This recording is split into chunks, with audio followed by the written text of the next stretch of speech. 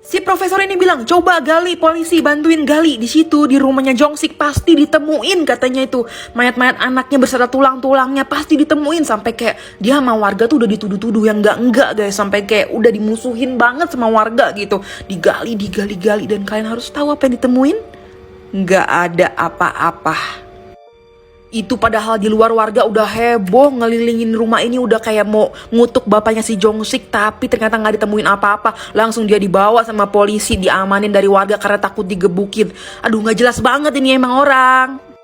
Nah, setelah itu lebih sedih lagi guys, mereka bener-bener nggak ada lagi petunjuk di mana harus nyari anak mereka. Bahkan ada salah satu yang udah meninggal karena kecapean, udah nggak kerja lagi, kerjaannya dipecat karena nggak masuk-masuk karena keliling Korea tadi, dan akhirnya ada yang meninggal karena kayak stres, banyak minum-minum, dan akhirnya ya udah meninggal tanpa harus tahu anak mereka itu hilang kemana. 26 September 2002, ini 11 tahun setelah akhirnya anaknya ini menghilang, orang tuanya udah pada nggak tahu, nggak jelas gitu. Ada kabar. Jadi ceritanya ada 2 orang warga yang lagi mendaki gunung kayak biasa, karena itu kan biasanya ada orang yang olahraga sambil ngedaki gunung gitu. Di sana mereka memberi kesaksian, katanya nemuin tumpukan tulang beserta baju robek yang bajunya itu mirip baju anak-anak yang pernah hilang beberapa tahun yang lalu.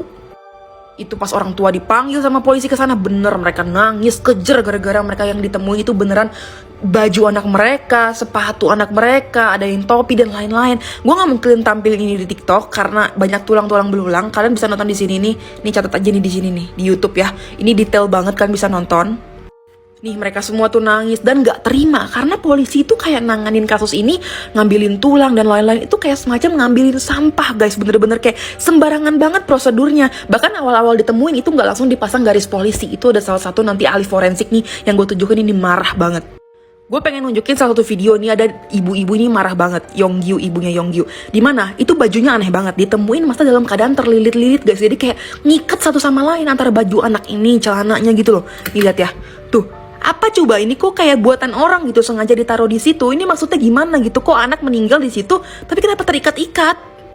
Dan kalian tahu nggak kesimpulan polisi pada akhirnya adalah ya udah anak ini emang accident aja, kejadian lagi bermain kedinginan, padahal waktu itu suhunya cuma 2 derajat Celcius dan anak-anak itu pakai baju anget, tapi polisi bilang itu karena mereka kedinginan dan akhirnya pingsan dan akhirnya meninggal bersamaan. Bayangin.